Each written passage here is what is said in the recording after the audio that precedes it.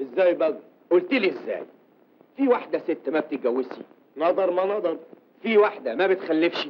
نظر ما نظر. في مولود يستغنى عن البزازة؟ ابدا، بعيد عنك كلهم مفاجيع. اهو انا لميت البزازات اللي في السوق كلها وهبيعها النهارده بالجملة. يا سلام يا يوسف بيه، فكرة هايلة. والبيعة دي هتكسب فيها كتير. 1500 جنيه غير العمولة. عمولة مين؟ عمولة المحصل اللي هيوصل البضاعة ويرجع بالفلوس. والعمولة كام؟ 10%. يعني 150 جنيه. 150 جنيه علشان اوصل البضاعة؟ عشان توصل البضاعة. عجيبة. طب يا راجل انت ما توصل البضاعة وتوفر على نفسك المبلغ دي.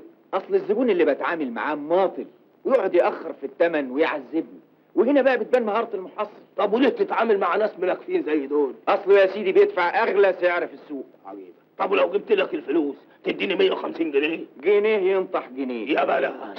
ادي الشغل. مش تقول لي التاجر في فاكهة بلح حمهات وقوطة وسبانخ. والله عندك حق، السبانخ خلقتني 60 نيلة. ومين هيودي البضاعة يا يوسف بيه؟ مبروك بيه طبعا.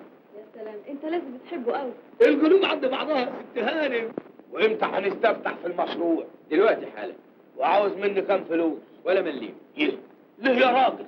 وانا مش شريكها؟ لا مش دلوقتي، انا مخليك في الحاجات الكبيرة. المهم دلوقتي انك تاخد البضاعة وتوصلها عشان تحس بحلاوة المكسب لما تقبض عمولتك. يا سلام عليك، ده انت لطفي. اشكرك. بس في حاجة. اتكلم. بقى انا راجل صريح وعلى نياتي، وزي ما تقول كده متخوف منك شوية. بقى ده اسمه كلام؟ تتخوف من مبروك؟ طب ده انا حمار يا بيه، حمار. لا يا يوسف بيه، مبروك، راجل طيب قوي. قولي له يا ست هانم. وعلى العموم كل واحد يعمل بأصله. يا راجل حرام عليك، ده انا اصيل خالص والله. ومن امنك لم تخونه ولو كنت خايف. السكرتيرة بتاعتي هتسلمك البضاعة. حلو. تنزل للدور اللي تحتينا على طول. تلاقي مكتب شركة النجاح، شركة توريد أدوات طبية. تسأل على الدكتور توفيق، تسلمه البضاعة يسلمك الفلوس. بس كده؟ بس كده، وترجع على طول. يا سلام، حالا بالا.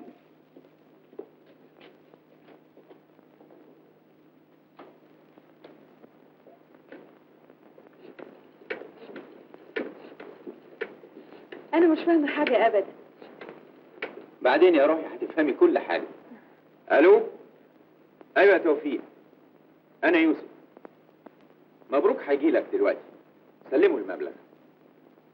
ميرسي. ازاي تآمن لواحد زي ده؟ مش يمكن ياخد الفلوس ويهرب؟ مش ممكن. منين ده؟ ده علم نفس. دلوقتي تشوفي هيجيب الفلوس ويجي جاري. البضاعة تمام؟ ايوه متشكر. اتفضل انت بقى. اتفضل على فين؟ اتفضل من غير ما ترد. والنقدية؟ نجدية ايه؟ عاوز بقشيش؟ بقشيش مين يا دكتور يا أجزخانج انت؟ انت فاكرني جاي اشحت منك؟ ده انا تاجر وكوميسيونجي ومش منقول الا بتمن البضاعة. طب روح انت قول ليوسف بيه بعدين. ما بعدينش. ايدك على النقدية. طب اسمع، انا هفهمك. انا لست بفاهم يا حبيبي انا ويوسف بيه عملاء من زمان. اندعجوا مع بعض. انا جبت لك بضاعة لازم استلم فلوسها. الظاهر عليك نصح قوي. انا يا حبيبي ما اتكلش اوانطي. اسمع، انا هديك 500 جنيه كاش، والباقي اللي هو 1000 جنيه هقسطه لك بكمبيالات. انا لا اخد لا كاش ولا كمبيالات. انا عاوز فلوسي نقدا وعدا، انما كاش لا. طب عندي فكرة تانية. ايه هي؟ هديك 1000 جنيه كاش و500 جنيه بكمبيالتين. يا راجل انت شيل من نافوخك حكاية الكاش دي.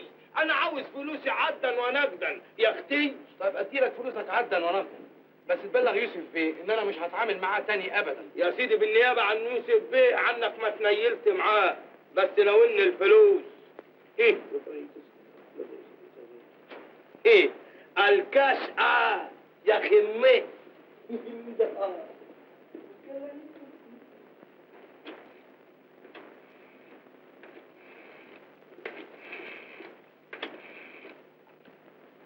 الو. طبعا. سعيدي اتفضل يا سيدي. عفارم. اتفضل يا مبروك بيه. ادي 50، ادي 100، ادي 150. مبسوط؟ مبسوط وبس. ده انا بيني وبين الجنان فركة قعد. ياهو انت جيتني منين يا راجل؟ ده انا اتفتحت لي ليلة القدر يوم ما قابلتك في المحطة. انت لسه شفت حاجة؟ دي ابسط عمليه في مشاريعي. انا اموت في مشاريعك يا وش الخير، يا مفتاح الفرج، يا ملك البنكنوت. اجيلك امتى؟ بكره في نفس الميعاد، عاوزك في عمليه كبيره. اوكي، استأجز يا افري بودي.